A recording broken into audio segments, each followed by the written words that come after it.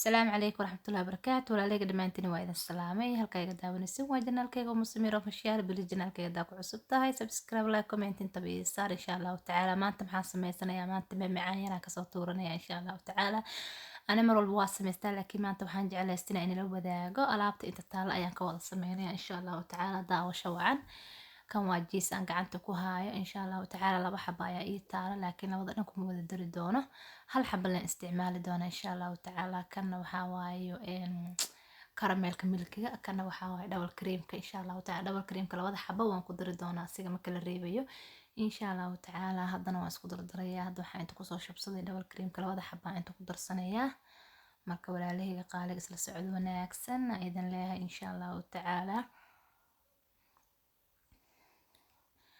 labada double creamka inta ku subtay labadaasan si fiican iskugu qasayaa isku habeynayaa insha Allah taala kadib aan ku darsan doonaa alaabaha kale aan ku dari doonaa insha Allah taala isla socod wanaagsan waa walaashiina ina leh subscribe iyo like insha Allah taala hay xastina walaalahayga qaaliga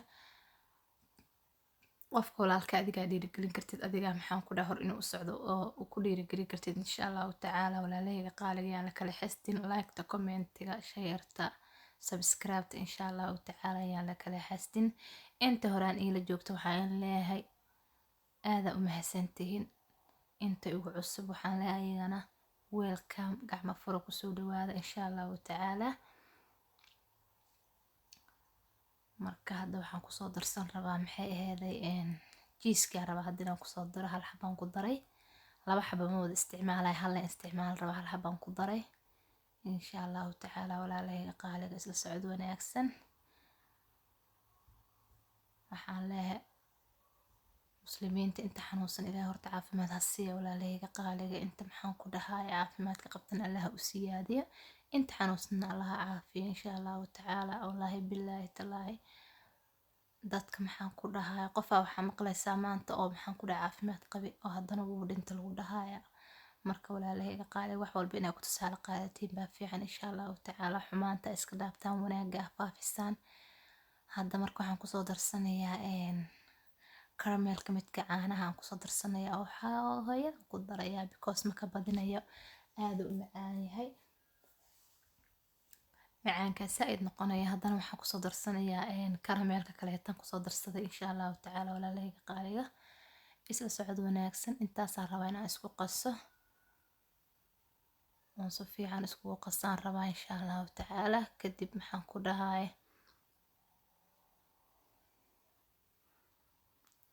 inaan ku wada daraan rabaa haddana waan ka reebayaa macaanka aad kan diidayaa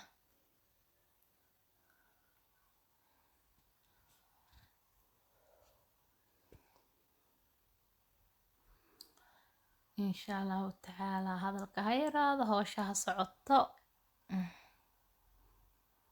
si fiican rabaa inaan isku dhex qaso isku dhex habeeyo oo maxaan ku dhahay jilciyo shayga markaas fiican u qasid uu ku hagaagaya haddana wax yar oo kale tan ku soo kordhistay insha Allah taala laakiin kuma wada darin wax ninayso maxaan leeyahay ka reebay xoogo yar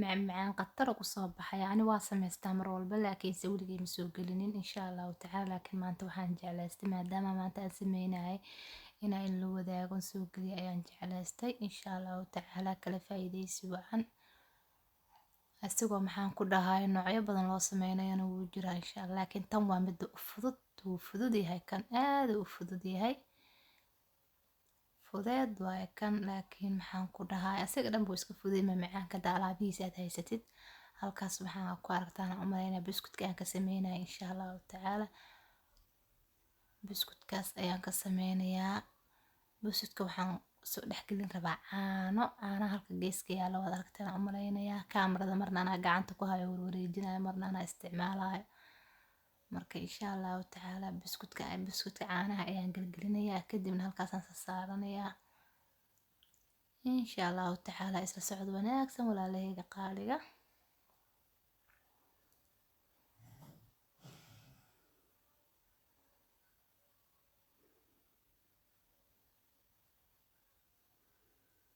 sidan aan rabaa inaan kusoo dhameeyo.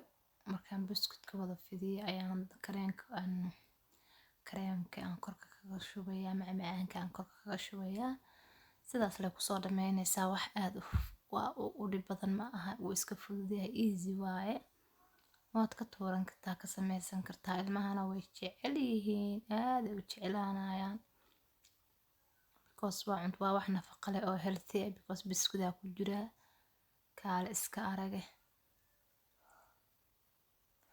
ani hoos ma ka marinin, maxaan ku dhahay hoos dadka qaar waxay ka mariyaan, maxaan ku dhahay kareen ay ka kormari ka hoos ay ku shubaan before, laakiin ani ma ku shubin. biskudkaan rabaa ilmaha inuu u muuqdo.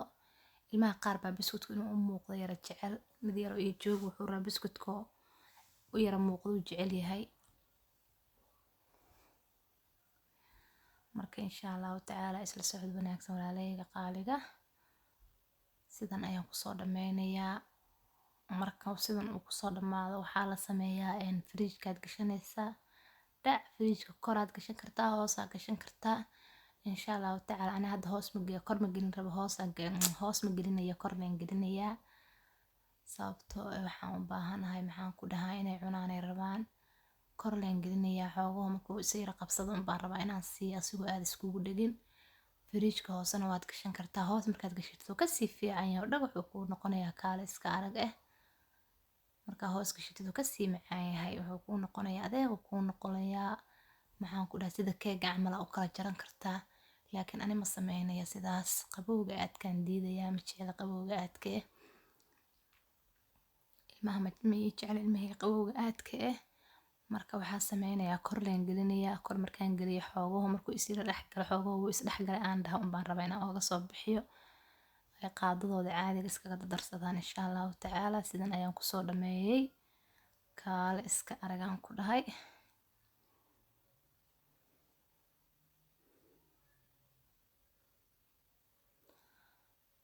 wax saas u dhib badan maaha, waa iska easy aan ku dhahay, easy ilmaha jeclaanayaan. dhac wayna kugu caylayaan caruurta. kaale iska arag. maasha allah kaasaasoo ku saasaan sameeyey. chocolate yaraan korka kaga shubay. waaw sidan noogu soo baxay. ani aad ma sugin, haddii aad sugto khatar kuu noqon, adeega kuu soo noqonaa, laakiin ani ma sugin. ilma yanyanaan siin rabaan, ilmahan siin rabo yaryariis waaye. laakiin fridge-ka hoosena haddaa gashatid khatar kuu noqonaya. walaalahayga qaaliga khayr badanaa inay rajeynaa insha allahu tacaala.